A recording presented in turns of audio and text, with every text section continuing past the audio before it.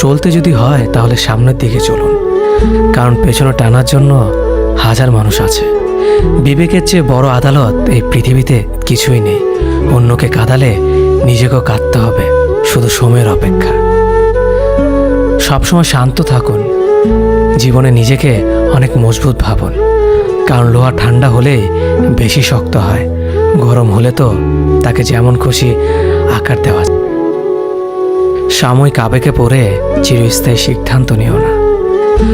সত্যিকারের ভালোবাসাতে কোনো ধরনের বাহানা থাকে না।